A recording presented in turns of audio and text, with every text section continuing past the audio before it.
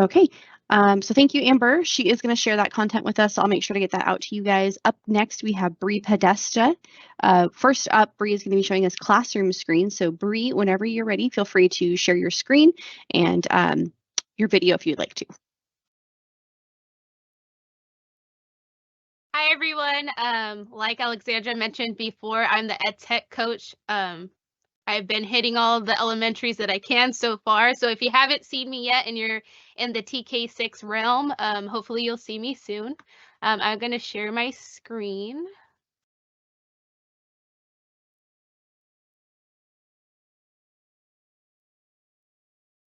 Okay. So I'm going to talk about how to access classroom screen. So as a former teacher, I was always Googling timers or going on YouTube for different timers or wheeling for names or randomizers and things like that. The EdTech team, before I got here, they were awesome and created this EdTech tools folder. In that folder, in your app portal, you can click classroom screen, and this classroom screen will pop up just like this. Every time you open up the classroom screen app, it'll have a different background, but you get the autonomy to choose which background you want. On the bottom, there are widgets. There are, let's see, let's start with background. You get to choose which backgrounds you would like. I kind of used this when I was in the classroom as kind of like an icebreaker or talking piece in the morning, especially after coming back from the weekends. No, some students have unfortunate events happening on the weekends. So this was the kind of a way to bring them back in and make them feel comfortable again in the classroom. That's one way you can use it. I'm going to start off with the basics. This is awesome, especially for littles in TK. Highly recommend this. This widget is called the sound level widget. And it does exactly that, monitors the noise in the classroom. It's going to be your best friend, the best thing ever. So you get to monitor how loud you want the class to get. Or if it's supposed to be independent time, you can adjust it to minimal noise. It all depends on how close they are to your microphone in the classroom on your laptop. So that's there for you. There is also a timer for my my upper grades that are doing fluency. I taught third grade, so this was very essential for me. I practice, you need to read this past fluency passage in a minute. So in the mornings, I would bring this up, I would set it for a minute, and I would play it. And every time the minute goes off, it'll ding, and their partner knows that they're up. They're ready for the next turn. Let's see. There is also a stoplight. You get to use a stoplight for whatever classroom management system you would like in the classroom. If you click the light, it brightens up. Same thing for yellow, and same thing for red. And any widget, if you click the 3 dots, you are able to spotlight that specific widget. So you could potentially structure your classroom screen every morning and then have everything ready to go and displayed and spotlighted it whenever you feel deemed that it's necessary for that particular widget. There are also work symbols. Let's say you want them to work independently quietly. You would do that symbol. If you want them to whisper, there's that symbol. You can ask a neighbor, maybe they're discussing a question with their elbow partner, shoulder partner, or maybe you're doing a group discussion and they're discussing. That's also available to you. You also have the option to turn off that sound. Some may want that sound, some may not. The wishing sound, it sounds pretty cool. You can enable it or disable it. It's up to you. So that's another feature of this classroom screen. There is also a randomizer. So if you have, instead of pulling popsicle sticks, if you want to change it up a little bit, you can add a list. If you click randomizer and you click the settings wheel, you get to copy and you can copy and paste a list, or you can save a list in your account.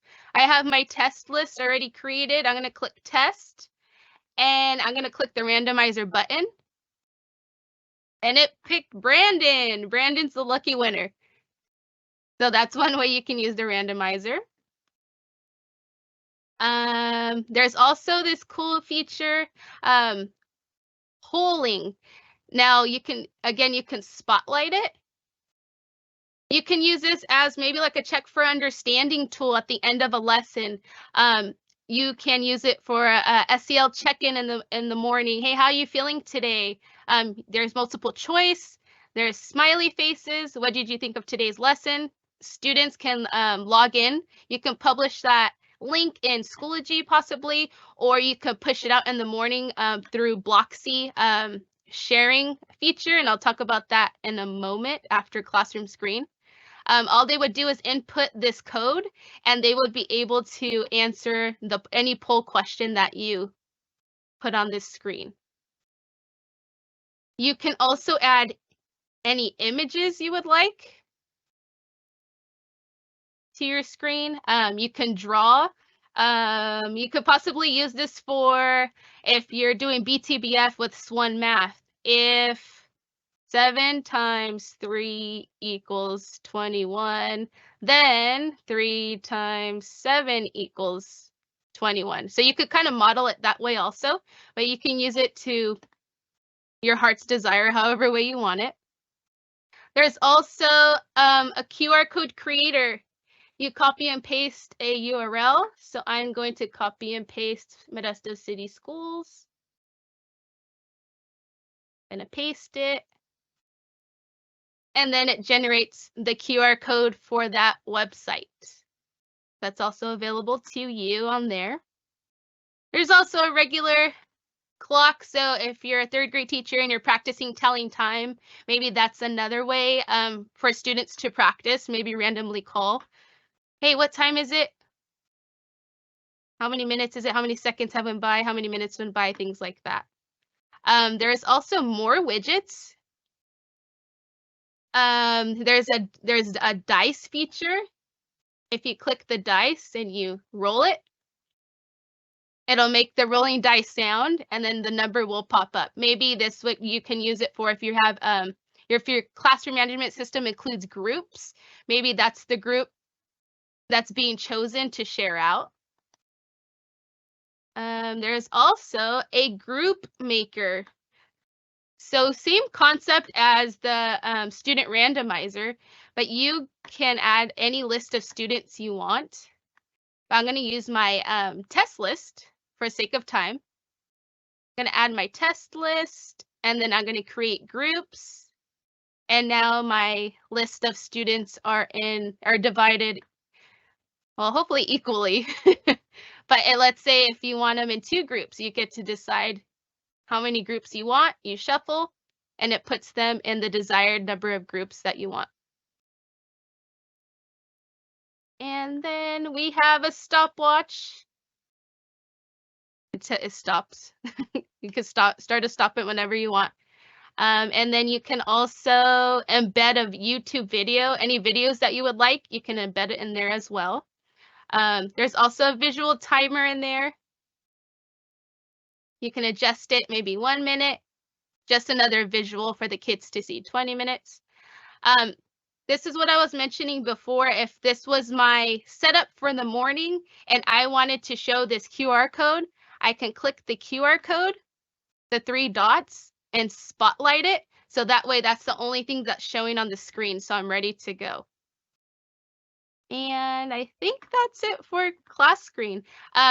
You do have the option, since it's a free app, you do have the option of saving 3 lists to your workspace, but you do not have access to saving your class screens. So just a little FYI for that. And that is Classroom Screen in a nutshell. Hey, Bree, there was a question, and I think you just answered it. Do you have to set this up every day, or can you save it? Unfortunately, the free version, you cannot save the screens, but I believe if you upgrade, so I'm going to click Discover Pro, it allows you to save your backgrounds and your screen workspaces, things like that. And I'm going to share my screen again, but I think we're back to you in just a moment, Bree. Yeah. But I do want to share with you guys that in the slide deck here, there is a video also. So again, we are going to send this out. There is a link in the Q&A, but we're also going to send this out to you guys. But there's a video on how to use Classroom Screen.